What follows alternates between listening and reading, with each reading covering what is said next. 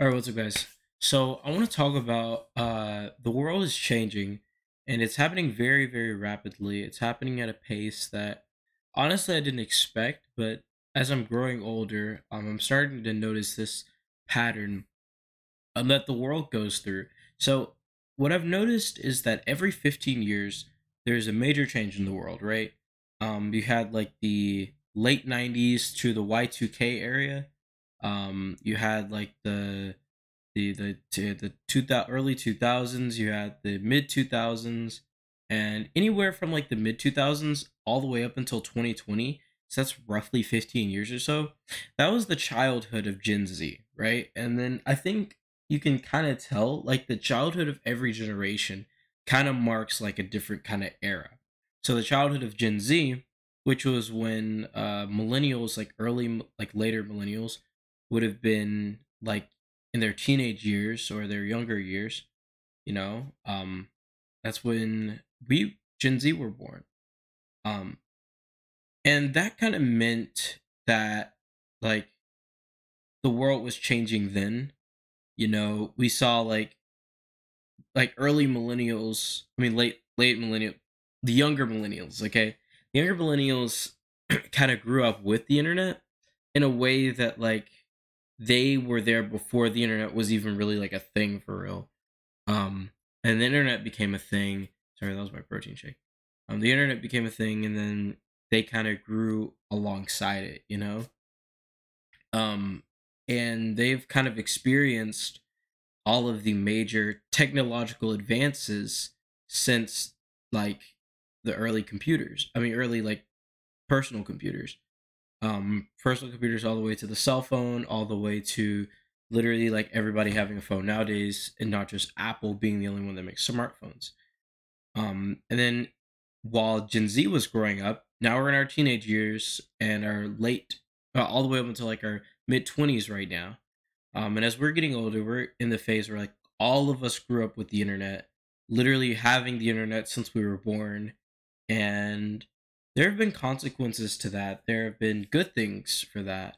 I think Gen Z is probably the most educated generation to ever exist. And educated, I mean, we're extreme consumers. Gen Z is a generation defined more so by their ability to consume at an extremely rapid pace as opposed to every other generation in existence. Um, if we go back to like early times, it's been mostly people creating new things, like Renaissance period, for an example. It was the birth of new, brand new things that have never been existed. It was pure originality in that era, so to speak. I'm sure there was some like what we do nowadays where we just take something that's already existed, put our own spin on it, and call it original. That's originality nowadays versus back then. And as time has gone by, we've kind of lost it. Like in the 19 like 60s or so, 1970s, you had a lot of people who, instead of making original music, just made their own renditions of older songs. Look at artists like Frank Sinatra, who's extremely popular, was extremely popular for his time, and still to this day is one of the most popular artists from that era. And a lot of his most popular songs were just other songs that he just sung, added his own spin to it. And it's crazy. He's even credited for some of these songs. It's wild. So as has gone on, we've lost originality. What I've noticed, and we're more so turning into this society that just consumes at a hyper rate. Like hyper consumers. That's what I'm gonna coin that term. We are a hyper consumer generation right now. And because of that, time has gone by way, way quicker. I'm not sure if you guys have noticed, but ever since 2020, time has just gone by like this, right? Um, and the world has changed. I think right now, this is the era this is like the new era. We're in a new era right now. Ever since 2020, things have been so much different than how they were before, mainly because of government interference in people's lives, but because of the if you know what I mean. But ever since 2020, things have just been different. And I think we can mark the 15 years of 2000s, like 2005 for an example, all the way up to 2020 has been an era that is marked technological innovation and seeing just what our minds are really capable of in terms of creativity, in terms of visionary thinking, right? This was the period when a lot of the big tech companies we know now first started making their moves. Netflix was around before, but Netflix really took off around the mid 2000s up until more recently, up until COVID. COVID was when well, I don't know if I can say that. Up until cough cough started to change the way people live their lives. That's when Netflix really took off.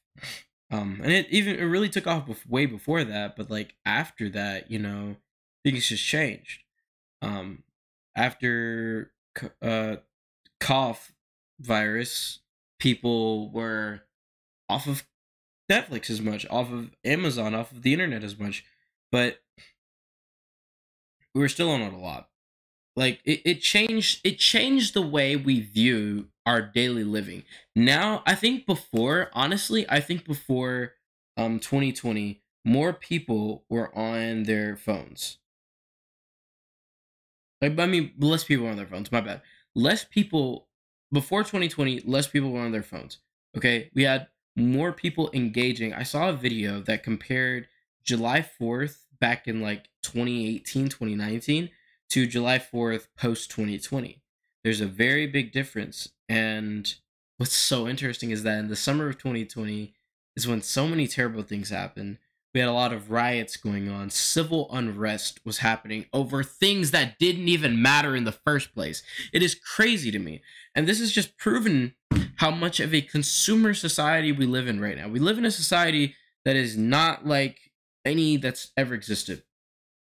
And when I brought up the point about like millennials being like in their teenage years, and that's when like Gen Z, my generation, was starting to be born. Well, now Gen Z is at the point where they're teenagers, early 20s, mid 20s, right?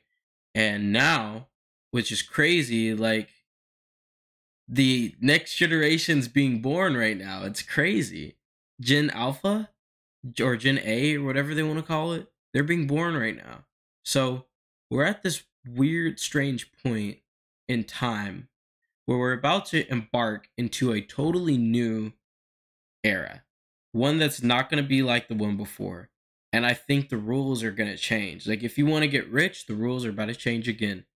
It changed when we went from the 90s to the 2000s because of the internet and how it went from start your own business, you kind of had to have a brick and mortar location to you can just start your business from anywhere post 2000s, right? First, mid 2000s, late 2000s. Now you can just make a website, you have your own business. And now we're about to embark into this weird era where people are just so much different than how they used to be. It's so weird. Because throughout like the later parts of the 2010s, like post 2016, I would say, people were treated differently, you know? Things just started compiling on top of each other. A lot of things started happening. Like, men started being treated way worse, in my opinion, because of the large, massive, wide-scale feminist movements. And then in 2020, the BLM movement started making white people feel bad. The feminist movement, started making white people feel bad. A BLM movement did. And then the feminist movement started making men feel bad. And then schools started having trash lunches thanks to Michelle Obama. And and like a lot of terrible things just started going on. But a lot of really great things happened too. And we're at this point where like people know it's happening. People know that things are changing. Things aren't going to be the same as they were before. And because of this, we're going into 2023. We're practically at the end of 2020. Let me see how many days we have left. Okay. We have about a week and 1 day till 2023. 1 week and 1 day. Okay. I'm recording this on 2022 at December 23rd. So I have 1 week and 1 day till it becomes December 31st. And on December 31st, that is the last day of this entire year. And it marks the beginning of a new year. January is going to be so much different because it would have been 2 years since the White House incident. It would have been 3 years since the world changed effectively for the worse, in my opinion. And things are going to be different. One reason why I say the world is changing is one person in particular, and there's multiple people who also share this sort of like revolution type mentality. But the one person I want to talk about is Andrew Tate. All of you guys know who Andrew Tate is. I'm sure everyone watching this knows who he is. But what's crazy is that Andrew Tate has amassed a following of tens, if not close to 100 million people. I would assume it's very, very high up. He's probably more popular at this point than Mr. Beast, or just as popular. And that means Andrew Tate is more popular than almost every single actor, every single celebrity, every single artist, musical artist, every single politician. Andrew Tate's more popular than all of them. If he walks anywhere, I'm sure anyone would recognize him at this point because he has been the catalyst for what I am calling the next revolution. And Iman Gadji kind of talked about this on one of the series he just did recently. He called it the digital renaissance, and I guess I can call it that too. The digital renaissance is about to be the change, the massive, widespread change of our society. I think what we're gonna see is a few things.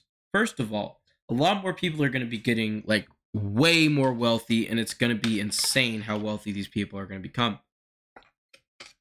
Not only that, these are going to become younger people because it's so weird how many young people understand money at such a young age nowadays. Mainly because of TikTok, and because of YouTube.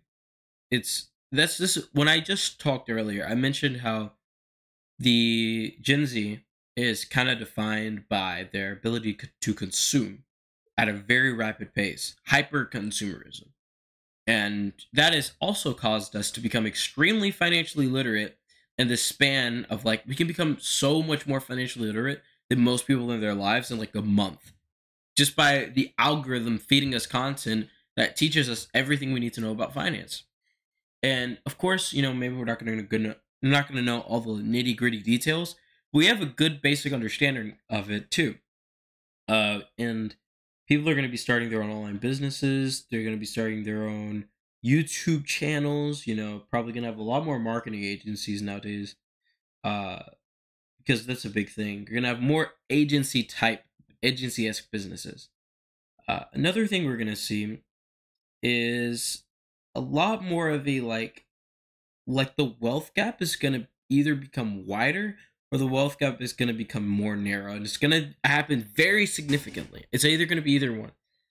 I prefer for it to be more narrow because that means, more poor people are getting more wealthy, and I think that's what's probably going to happen. If not, poor people are going to stay even poorer, and then rich people are going to get even richer, and then you're going to have, a super bad situation, and it's going to suck for most people. But I think what's really going to happen is there's going to be a lot of poor people who look at their situations and go, oh man, I need to change. And they do. And there's so many online content creators who have those rags to riches underdog stories who inspire millions and millions of people to do the same. So we're going to have a lot more rich people. We're going to have a lot more wealth distribution. We're also going to have, I think, a lot more distrust in politicians, a lot more distrust in celebrities, artists, music people who are put into positions of power that don't necessarily deserve to be in them. We're going to have a lot more distrust to those people. A lot of the United States, I'm only talking about the United States because that's the country I'm most familiar with.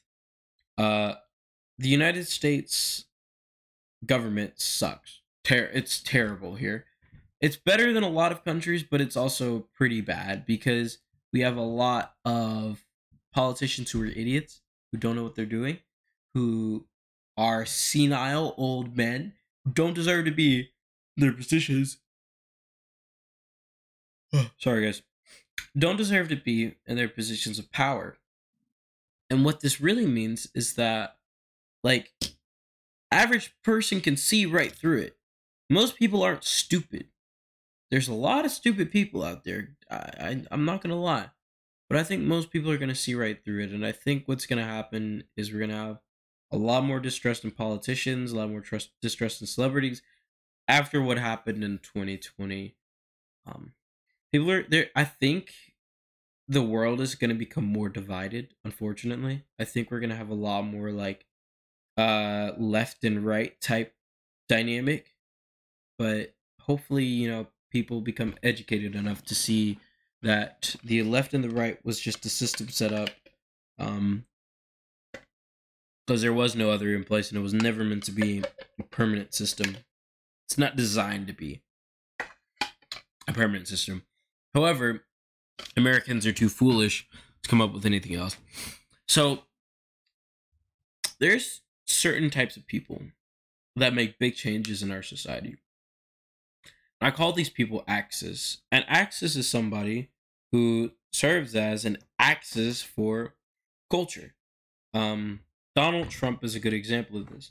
Donald Trump has been a major axis because he kind of marked the idea of anyone getting into a position of power. They let anybody into the White House now, right? After Trump won. And this can be applied to pretty much anything. I think, you can say anyone can become a musician like Kanye West. Hey, no matter what you think of Kanye right now, you look at him, you're like, anyone can become a musician. Look at people like, I don't know, Sneeko. Sneeko's very weird because, the Sneeko is kind of like an anomaly to me because he's not like popular in the traditional sense. He's more so popular just because he's been around other popular people like the Tates, Kanye West, Donald Trump, Nick Fuentes. It's weird. I don't know how to pronounce Fuentes' name, but I'm assuming that's it. So Sneeko, Nick Fuentes, I don't know much about him, but I know he's very popular and he has made a massive, widespread thing going on. You have people like, trying to think of some others. Oh, the number one who has been a big impact on society, Andrew Tate.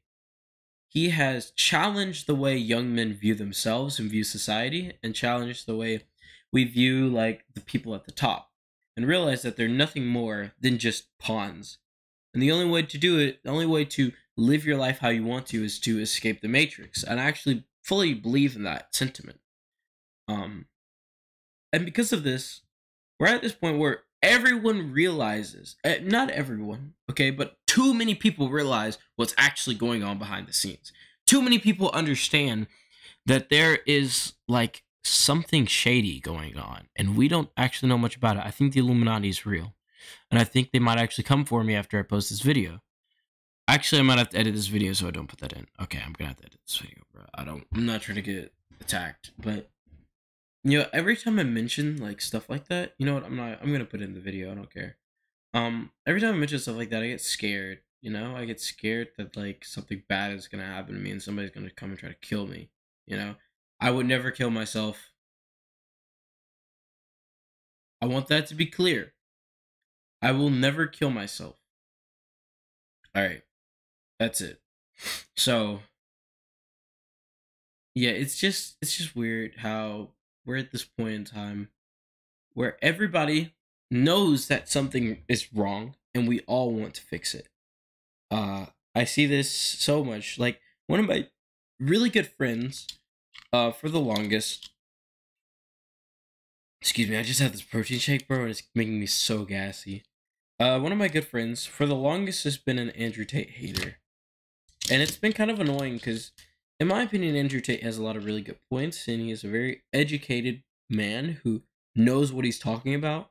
And what's weird is that, like, my friend used to hate on him a lot, and he would say, like, He disagrees with Andrew Tate on this or on this, and like how he's like, I don't agree with Tate, right?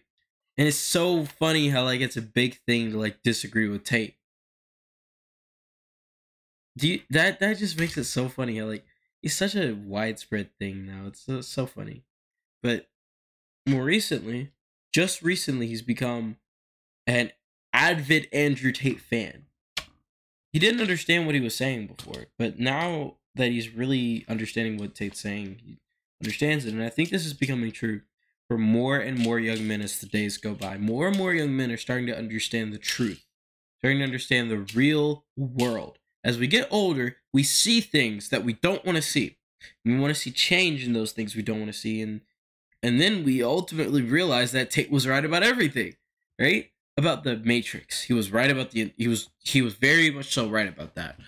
And, you know, we see things like I don't know. There's a lot, right? There's very much a lot. So, yeah, I just kind of want to like say, like, you know, we're about to embark into a brand new era. Things are going to be very different, and we're going to have to adapt extremely quickly. When something new happens, we need to hop on it like that. Because if we don't, we're going to be left in the early 2020s. And I hate to say it, but the early 2020s are about to come to an end in just a couple years. We're about to go past that and then go into the 2020 into the 2030s, eventually the 2040s, 2050s. Eventually, a lot of us are going to start dying. So, people born in the 1970s are probably going to die in the next 30 years. I think that's about it. Next 30, 40 or so years, people in the 1970s are about to start dying. And then, you know, things are changing. And as a teenager right now, I'm 16 years old. I'm at peak teenager age.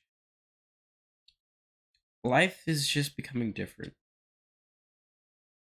And I think we need to understand why it's becoming different, how it's becoming different, you know. Personally, I'm glad we're going into this new age. It's sad. I don't want to leave what has happened to me. I don't want to leave the past, you know? It's always struggled with me. And here's one reason. So when I was 12 years old, keep in mind I'm 16, so this was only 4 years ago. 4 years ago, my mother passed away, right? And it's really sad, and it's really hard for me to talk about it sometimes. But the thing is about that's in the past, and I don't want to leave that behind. Because she was single-handedly probably the most important person in my entire life. There's no one who's been more important in my life than she was. And she's gone. And after she passed away, since my brother and I are from different households, technically, I mean, he's from like his dad, and I'm from just my mom, because my father left when I was a child. So I'm actually I was orphaned for a little bit. I was an orphan for like a few months, and then my grandparents adopted me. And so technically, like, now I would be my mom's brother. It's so weird. And now I'm kind of like my cousin's like uncle now. We never talk about that. So that was in the past. Those things that happened to me, terrible things that happened to me, but the people that I love the most, the number one person I love more than any other human being on earth right now in this era is gone. And she's in the past. And I'll never see her again. And it's really hard because just the other day was her birthday. 10 days ago, actually. December 13th. It was her birthday. And all I really did was just sit here in this chair and cry, basically. Because, like, it was so sad, man. She wasn't even 40 years old, really. She was in her 30s. She passed away. Late 30s. Very unfortunate. But the past is something I don't want to leave behind. As you can tell by how easy it is for me to go on rants about her, I don't want to leave the past behind at all. But we have to. in order to make progress, you need to leave the past behind. It's kind of like weightlifting in a way. When you're weightlifting, you build your muscles so that in the future you will have bigger muscles. And once you're in the future, you've kind of left that past physique behind. Then you build muscles for the future. You work out so that in the future you'll be bigger, right? You get a nice pump, you flatten down a little bit, and then a few days later, you're technically bigger than you were before. So, sorry, something just happened with my settings. It was really weird. So, it's like we need to leave the past in order to progress. We need to move on. Granted, it's easier said than done. I haven't even really moved on from like what happened with all of the traumatic experiences I've dealt with thus far. And that was kind of just like the iceberg that you see, my mom passing away. That was like the biggest thing, but there were a lot of almost as big things that have happened to me in the past that were just as traumatic and have dude, I'm a very messed up person in the head, basically. So, by the way, Mere Christianity, this is a really good book. I highly recommend it. It's very educational on the truths about Christianity and the truths about what it means to be a Christian. So yeah, we're going into this next phase. I don't know. This is gonna mark Gen Alpha's childhood, which is so funny because it's like towards the end of Gen Z's childhood. So that means now it's like Gen Alpha's childhood. And Gen Alpha, oh my gosh, they're gonna be so weird. They're gonna be so weird, bro. Genuinely. Like, they're gonna be kids who grow up not with the internet, kind of like how Gen Z did a little bit, or like how late millennials did, or I guess younger millennials. It's gonna be like weird because they're gonna grow up iPad. This is the iPad kid generation. This is the kids that have unlimited internet access from the age of 1. I don't think y'all realize what kind of psychological damage this is going to do to us in the future. We already know for a fact that it does terrible things to you momentarily, like temporarily, right? We have no clue what this even does to us, like later on, like we're 60, like I'm 16 right now. What is going to be like wrong with me when I'm 32? To like double my age, right? It's so weird, bro. It's actually so weird. And how do I even know I'm going to be 32 in the first place? How do I know I'm going to make it that far? Genuinely. What if I die young? I would like to die young, honestly. I want to do like some really awesome things when I'm young and then do like some really big culturally impactful stuff and then die just so that everything that I did was even more impactful, People you actually become more popular after you die. Like Michael Jackson became more popular after he died. So did Frank Sinatra. So did I think XXXTentacion, Lucid. Wait, who's the guy who sang Lucid Dreams? Who's the guy who sang Lucid Dreams? I forgot. Yeah, that guy. He became more popular after he died. Most people become more popular after they die, and I'm so sad. I'm actually so sad that we're ending this era of youthfulness of Gen Z. We're ending the youthful era of the youthful generation. And it's really sad to see.